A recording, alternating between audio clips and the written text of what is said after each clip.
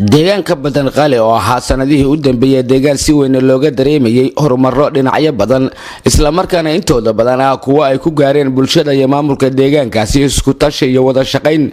ayaa waxa maanta halkaasi kormeer ku tagay mas'uuliyiin ka tirsan kuwa gobolka Mudug siyaasiyiin hore xilal kala duwan uga soo qabtay maamulkii hore ee Galmudug iyo xubno ka tirsan guddiga dibadhexaadinta bulshada gobolka Mudug kuwa oo si weyn halkaasi ay ugu soo dhaweeyeen bulshada deegaanka sidoo kalena uga qayb galay dhagax dhiga mashaariic ay bulshada iyo maamulka deegaankaasi ku horumarinayaan qaar ka mid ah adeegyada bulshada sida dhismaha iyo dayactirka wadooyinka sameynta jardiinooyin qayb ka ah sare u qaadista bilicda deegaanka gudoomiyaha deegaanka Badar Qaali Sheekh Muhiidiin Axmed Garre ayaana ugu horreyn ka warbixiyay dadaalada ay wadaan iyo waxyaabihii ugu muhiimsanaa ee uu qabsoomay rasuulullaahi sallallahu alayhi wasallam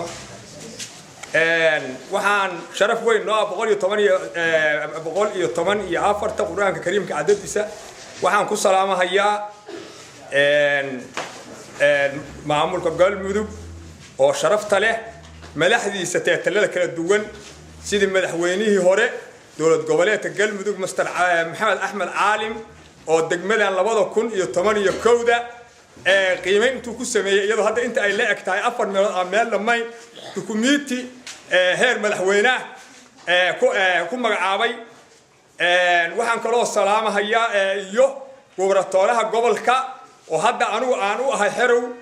oo aan rabo maanta ina ilaahay idinkiis master hadii ilaahay mahayo qoodaarna inaastu ceeb maahan haddaan gafana waa la ii sheegi karaa madaxa Galmudug tirada ka badatay marka inta ku baranaysa kuwa kala kaasi tagayaan waxa weeye aan rabno gobernatoorihii gobolka Mr. Iman Hassan Jirow dukumiintigiisii 2011 oo markaas xilliga 2011 ahaa gobolka Mudug waa cadeeyay warkiisi waa cadiya waa haysataa hadii ilaahay mahayo mudane gudoomiyo hadii ilaahay mahayo ina adu maanta waxaan rabnaa waa wareegtaa wax la yiraahdo kursi waa wareega marka nimba maalin buu qabanayaa waxaan rabnaa dawladda federaalka Soomaaliya iyo dawladda Galmudug iyo madaxweyne Maxamed Axmed Caalim iyo madaxa fulinta Sheekh Shaakir iyo kulli ila degmadan awal degma ay wataas halka ku qoran ina gobol u soo magacoodaan ka rabnaa gobol waxaan kaloo u hambaliyaynahayaa farxadda inta iga baratay annaga waxa weeye salaadiinta aan xukunta haddaan madaxweyne nahay haddaan gudoomiye nahay haddaan baarlamaan nahay kulli waxa weeye salaadiinta aan xukunta waxaan xukuma Suldaan Cabdinaasir Suldaanka guud iyo Suldaan Qaamus Cabdilla Gorod salaadiintaas aan xukunta maxaa yeelay waxaan marka sharaf weyn noo ah warka inaan basho mar raba anigu maantay waa war badan oo haddaan bilaabo aniga telefishinka dhan qaadanayo aniga war badan oo haddaan bilaabo ardayda ahaan jiro quraan subciya aqriil moogta hal saac kala socda telefishinkuna ma ogola hal saac 5 daqiiqo leeyahay marka soo dhawaada madaxdii sharafta lahaayay teeta kitaabka soo dhawaada warka inta badan maanta idinka idin wareejinayaa waxaan taabanayaa kaliya degmadan arrimaha bulshada oo ay leedahay kaliya iyo dadkaan say wax u qabteen ilaahay ku ilhaamshay idinkaana sharxi doona waa u jeedaan ardadii waxbarashada oo dugsiga hoose dhexe oo 70 ba hadda dugsi sare u baxaysa bishan sanad imtixaanka oo sankadar u gudbaysa guul weyn bay noo tahay waa baan ku bilownaa hal waa baan ku bilownaa معلمينتي يا مامولكي عافيمادكا iyo waxbarashada shacal cigaal iyo macallimiintii way jooga u jeeda hadda anu marka ka hadli maayo waxa hadii lagu kaafiyeen wada kaaftoomay maxaa yeelay waa la kaafiyo rag maaragtay chemistry iyo biology iyo physics ka soo baxay jooga ani haday mandiq iyo balaaqa iyo bayaan iyo badiic iyo jublooyinka la soo dhisay horumarka natiijada aqoonta iyo kuwa qeyr aqoonta waa uga koreeyaan nimankaan waa waxaan wax ku dhiso laakiin haday chemistry iyo physics iyo biology tahay waxa weeye adaab walbankiisa yaqaan ya laakiin cilmiga mandiqa laga soo qaataa aqaano kubra iyo wasto iyo suqra habeenka inta u dajiyo baa inta jumlooyinka isku dhuftaa tii qiimaha oo iska dhiga tii natiijada la markaas amaanada dambalaaha soo hormarja waa maasantiin waxaan rabaa inaan ka baxo waxaan mahad celinayaa mar labaad gabdhaha hooyooyinka walaalooyinka bahda waxbarashada kaaba qabiilada nabadoonnada guddiga sharafta leh oo degmada Bandarqaali oo gudoomiye ku-xigeenkii Cali Salaas Ciid Cabdille aniga igu xigay gaalka ay hadda caafimaadka maamulaha isbitaalka asagoo macnaha loo ah ku maqan yahay maarta aqoon kororsi waxa weeye asaga macnaha waxa weeye caafimaadka hadal lahaa kulligiin marka teetal kasto aad tihiin waxaan salaamahayaa bahda waxbarashada waaxda biyaha maamulka biyaha waxaan salaamahayaa waaxda caafimaadka waxaan salaamahayaa waaxda kaaba qabiilada waxaan salaamahayaa guddiga gabdhaha sharafta leh waxaan salaamahayaa guddiga guurtada oo degmo aan guurta lahayn waxa ma tarayso oo ila sabto inta markaan salaamo intaas qof fayska aan iloobo waxaan kaloo salaamahayaa injineerada balaanka oo wadada markii la sameeyay waardiyeeyo oo gole hal wiish inuu ka leexdo ayaa wada salaamahayaan haya magaalada dhinaceedu weyn intaas markaan kaga baxo magaalada degmada Bandarqaali mudanayaal iyo madax sare hebel in kuma dhamayn karo waxa weeye degmadani waxay leedahay arrimaha bulshada oo wax lagu qiimeeyo baa idin tirina carba idin marinaya suuq weyn oo waxay leedahay hadda halkaas gaduudkiisu ka muuqdo oo ganacsiga oo dharkii iyo qudaartii kullu lagu godo oo ay noo dhistay ilaahay sharafa ka gaar ilaahay mahad ka gaadhay dawladda galmudug xilligii minister maxamed axmed caalim iyo minister iimaan xasan jiirow iyo wasiirka arrimaha gudaha iyo amniga sheekh axmed deere laba suuq oo hadii ilaahay mahayad ay ka soo heleen midna dool ay ka dhiseen midna anagu ay noo dhiseen wakaas waa lagu buuxa waa laga shaqaysanayaa waxaan kale oo degmada Bandarqaali ay leedahay toon balaan oo ah 1600 oo boos oo beer 40 isugu xiran boos maahan waa ka badan musloota la yiraahdaa oo biyo ku jiraan oo qof allaala qofkii noolaysanaya jinsiyad iyo luqo iyo min aan lagu fiirinayna leeyahay tuxiyo oo tadrub meesha sii maraysana waa aragteen waa qodobka magaalada ku kortay waxay kaloo degmadan isbitaal hadda sidii la rabay xoog u shaqeyn laakiin mobile team oo hadda IMC iyo STRO qolana ay maaragtay xagga mawaaga iyo buskudka iyo ilaahay idinkiis naga caawiyaan qolana maaragtay dawo wareegta isbitaalkaas aan codsanayno madaxdii sare ilaa idin ciseeyay gabadha laga soo qaado awraa ama meesha la yiraahdo meel ka sheegay ayuu baxaysa marka halka la keeno oo isbitaalkii la keeno shay baahan soo ciban oo mobile teamka hadina ay sahayn degmada inta ka dhiman way qodobkaas ina ilaahay idinkiis waxyaabo wax ka mid yahay codsanayno ilaahay idinkiis waxaan kale oo degmada leeyahay xarunta xadaanada la yiraahdo almarkasul hudaa lil yataama wal muhtaajiin ila xuduudka galmudug ila gobolka mudug ila hobyo agoontii صدقني سنة الاسكندر ووريه كوا أقولتون ده أنت لو أروشوا قرآني يقدري يعشر الله السماء قرآن كينا درس صدق معلومة كتاب مشاهد والله قبل حشو سريري هنا ويا اللي قلبت أنا عايز سيتو سيدون صبح هنا ما أدري الكوا وريه هذا أنا قاعد كود يسر أوسي بحياة بين الملأ دجملة أنا وحيلة على حرونته دجملة بندرقالي وهذا عن شغله شرف يهم بليب علينا هنا iska kaashaday hay'adii DRC Sahre Cabdille Gorod ay chairman u ahayd iyo degmadu iska kaashaday haddana aan dhexdeeda aan fadhino ku qudbaynayno bay leedahay xarunta degmada hoolkii shirarka intuu weyn hoolkii weynaayo degmadu naga maran yahay midkan ku meel gaar weey laakiin Sahre Cabdille ilaahay ma hada ka gaartay baa sabab u ahay xaruntaani waxa degmadani waxay leedahay iskuul weyn bay leedahay oo ilaa 20 qol ka dhisan tahay markii hore aasaasayashii dhul 54 ah oo 180 mitir waxa aasaasay gudoomiyaha baarlamaanka galmudug oo hore Sheekh Xasan Maxamuud Hayl Muraad Maxamuud Jimcaale hadii ilaahay idmahayo hebel ma oran karo ninkii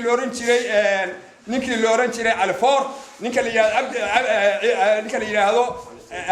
kulligood waxa weey rag tiro badan ba aasaasay oo markii hore annagoo waa ku dhigayna dhisay wuxuu 40 konton lagu dhuftay كبعد جير صدق مشروع مع هلاي صدق مشروع عن كدر وديسير توسيدونا مشروع وها كدر خليفة عبد الله العذر النرويج أو هذا وها ويكوراستي ويتلا وارشقي عبد الله دوسي وسرار إنه كوري تشينه أو معلوماتك اللي عم أصلنا سيقول النور لسه أنا أورا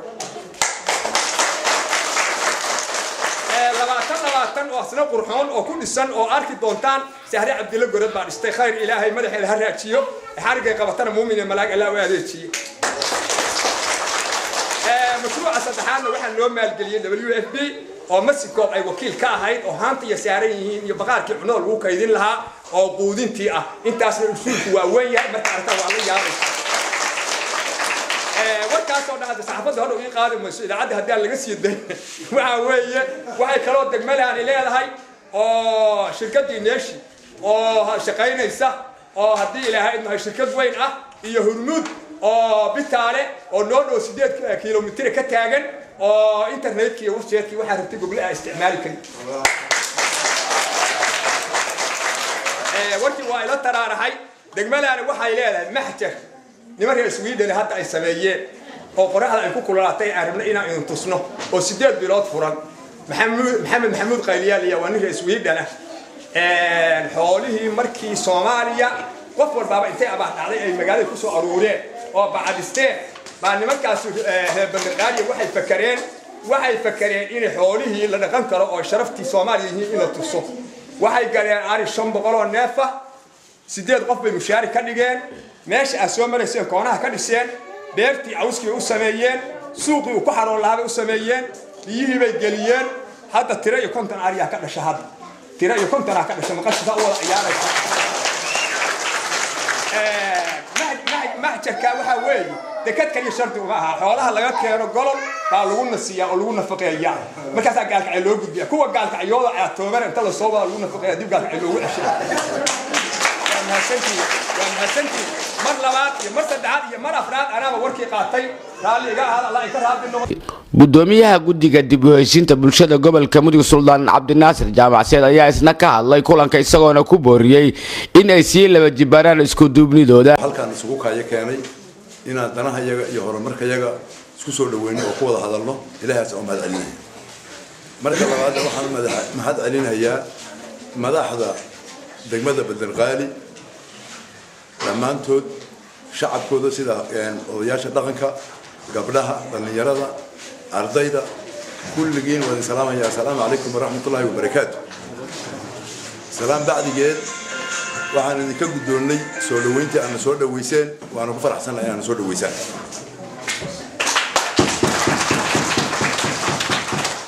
waxaan idinkala qayb qaadanaynaa hagaajinta iyo wanaajinta aad wanaajinaysaan magaaladan horumarinteeda iyo jidadkeeda iyo bilic ku soo celinteedana waa idinkala qayb qaadanaynaa daalada idinkana insha allahu kariim waxaynu ku baaqaynaa sida horeyba u samayseen oo isugu tashateen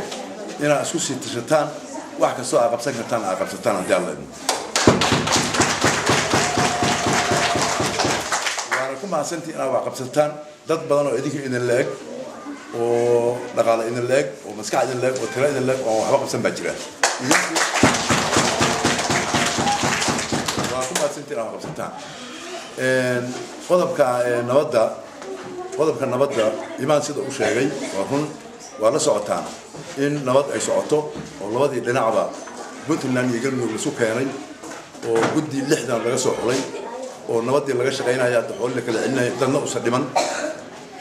mas'uuliyadna waa leedahay mas'uuliyadda dadkana iska leh hogaanka 6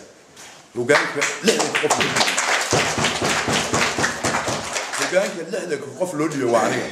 oo idinka dhashay oo idinku deegaan oo walaalo atiin koow waa ku ceebaysaa labo ummadda kale waa isku dhacay waa lagu adduunyo aakhirasiga haya marka raganaga guddigaas qaybta ka ah na inayna ceebayn idinkuna ku adduunyo aakhirasiga nabad aan qaadan ka wada shaqeynayna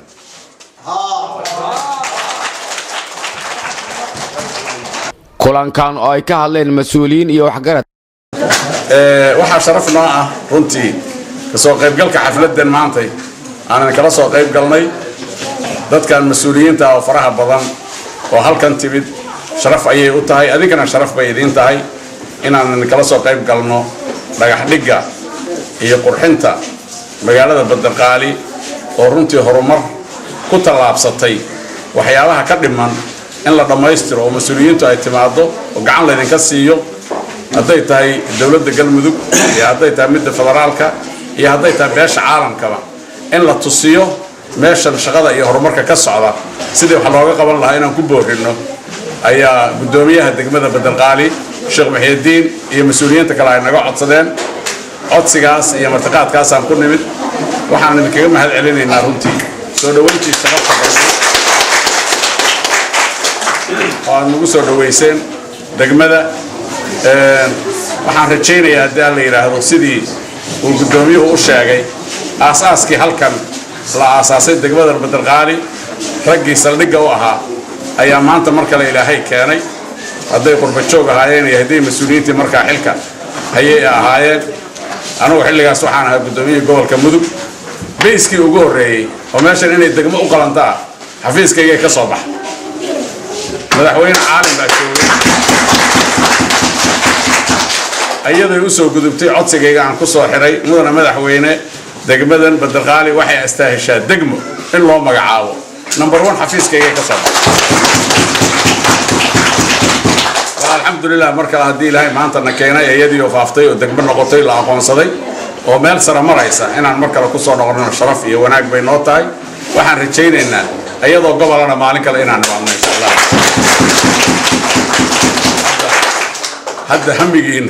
hadda hamigiin waa sareeyaayo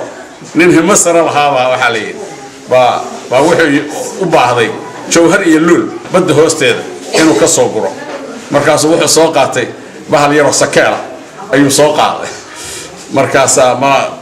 uu waxa ku yireen wixii hoos ku jiray badda hoosteeda Ilaahay ku abuuray ayaa arkay markaas ay walwal baa galay bolnikan inuu biyaha inta dhameeyo meel cidlo ay soo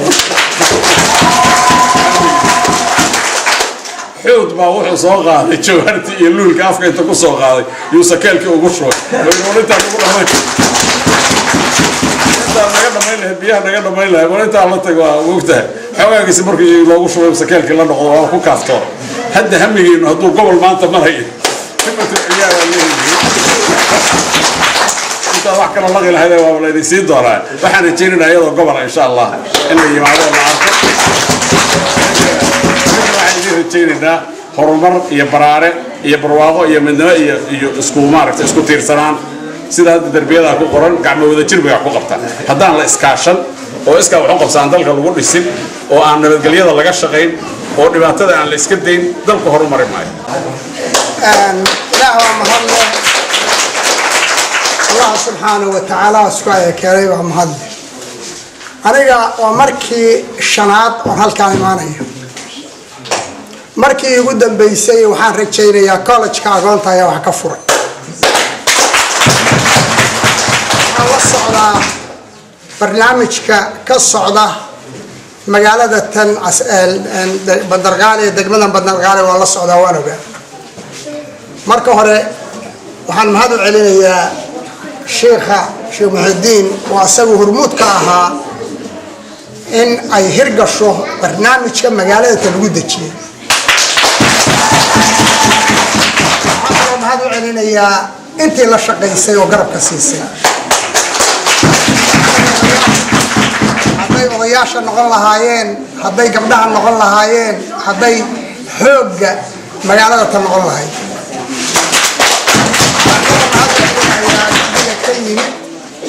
بدونية ورا حسن هاي الحكة أول حجوية بغريمان بدونية كل حجانك دجمة قبل كمدو هي مدحوينه ورا عالم يصدع عبد الناصر يعني دوري وأصله كم من وضياش دقن كباش النظر gudahaan salaanta bacdigeed anigu halka kan marxaladaheeda inta ka soo maray baan sheegay mar waxay ahayd ayadoo hal waab ka dhisay yahay quraanka lagu dhigo ayaana mid halka kan marna ayadoo dhowr guri ka dhisay yihiin baad marna ayadoo ceelka iyo magaalo yar noqotay baan markii kalena waxaan imid ayadoo noloshu isbedeshay oo waxyaalo badan laga qabtay oo hatta nation ay shaqeynaysay oo maamo had degmo meesha tan hadda aan ku shirayno oo Sahre Cabdillah Gorodeed ay dhistay iyo meelo badan oo uu ka mid yahay stationku uu ka mid yahay oo schoolku uu ka mid yahay iyo college-ka ayaan baantana waa joogaa Allah subhanahu wa ta'ala ayaan uga mahad celinayaa isbedeladaas magaalada tan soo martay inaan qayb ka noqdo adinka kula talinaya waligin has khilaafinina waligin has koorimaanina waligin has haddaad dabada isku jeedisaan dhabarka isku jeedisaan waad baabaysaan waxa weeye midnimadiina aad ku tirtiirsateen iyo sheekhiina sharafta leh oo aad taageerteen oo la shaqayseen waa run madaxda halkan fadhida way idin dagaalamay hadduu xasan hayl yahay hadduu caalin yahay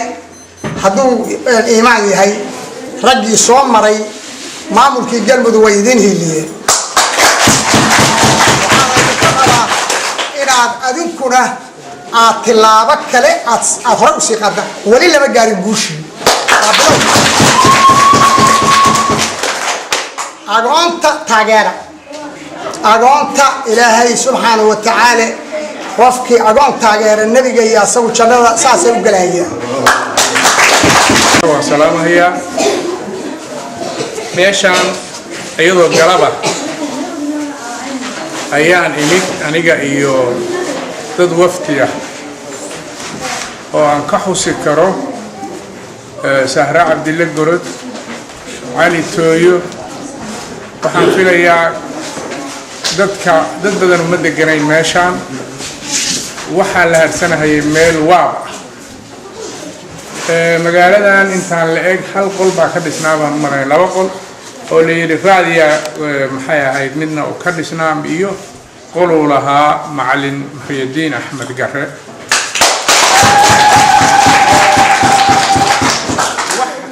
haddii la yiraaho biyuhu waa nolosha biyo ma lahayn meeshaan waxaan filayaa riig baa ku jiray markaasna kulley quus baa laga taagnaa biyo ma lahayn haddaysan biyo jirinna nolol ma jirto waxaan meesha markii ugu horreysay saan filayo 2009 ayaa iskuulka laga bilaabay waxa la yiri xagee biyo loo keenay booyad baa markaas biyo loo keeni jiray bitaale booyadaas lagu dhisay iskuulka intii ka dambeysay waxaan filayaa waa 9 sano 10 sano wax dhimo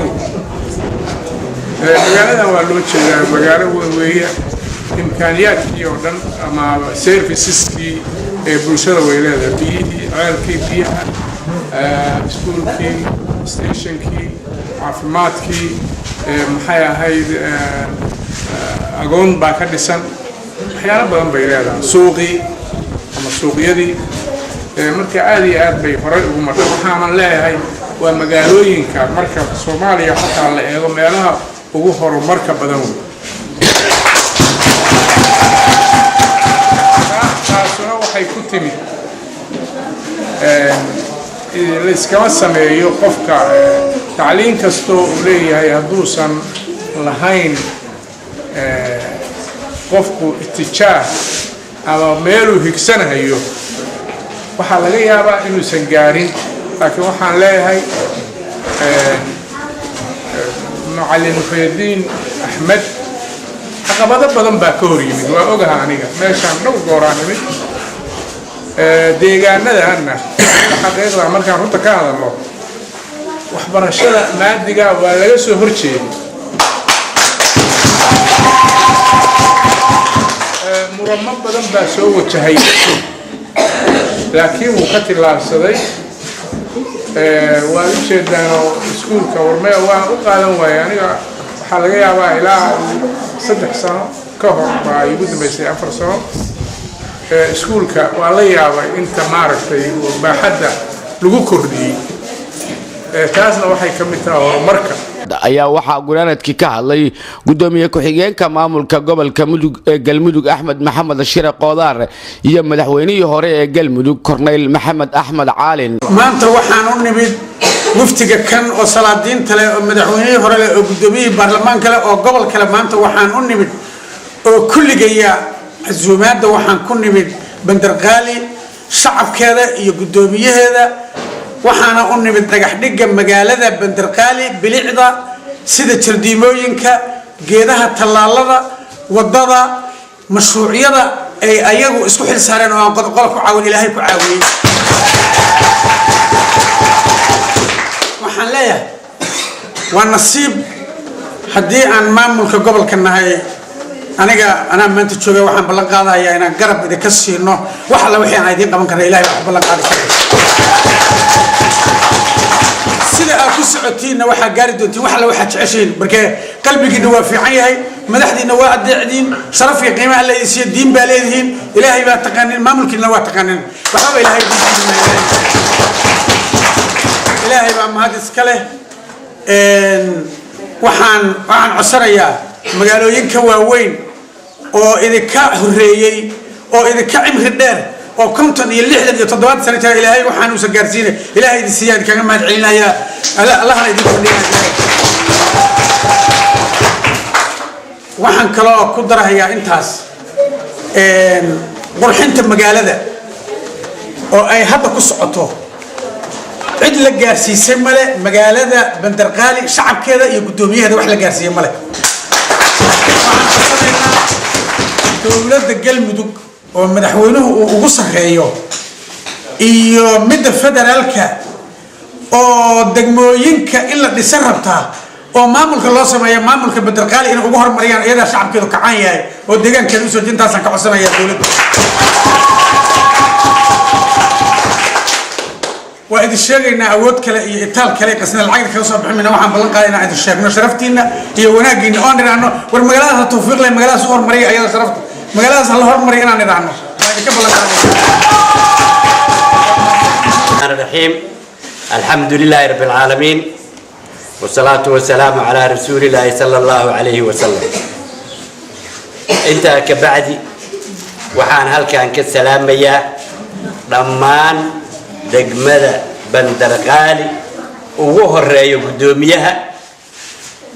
gabdhaha culimada akhyaarta odayaasha ardayda dhammaantiin waa idin wada salaamaya salaanka bacdi waxaan kaloo halkaan ka salaamayaa madaxweynaha federaalka Maxamed Cabdullaahi Farmaajo ra'iisul wasaaraha Xasan Cali Khayre madaxweynaha Galmudug أحمد دعالي حاف إيو مدحة حكومة شيخ شاكر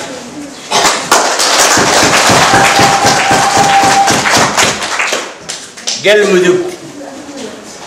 مالين والبا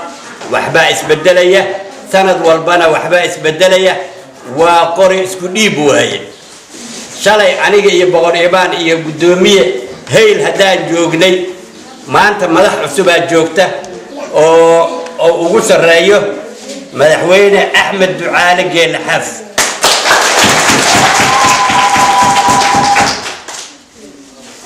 waa ku mahadsantihiin casbaada aan cazunteen waana ku faraxsanahay horumarka aad gaaraysaan inaan idinla dhagax dhigno wado iyo jardiino iyo qurxinta magaalada oo dhan aad iyo aad aan ugu faraxsanahay waxaan leeyahay shalay markii degmada loo magacaabayay halkaan meelo badan oo idinla mid ahaa ayaa eedab tiro badan jeediyey run ahaantii marka la yiraahdo guri ahaan way idinka badnaayeen guryaha laakiin alla wuxuuna tusay in madaxda meesha ee degmada iyo shacabkeeda ee joogay marka in mustaqbal fiican uu ka soo socdo alla na tusay wixii aad la jeediyay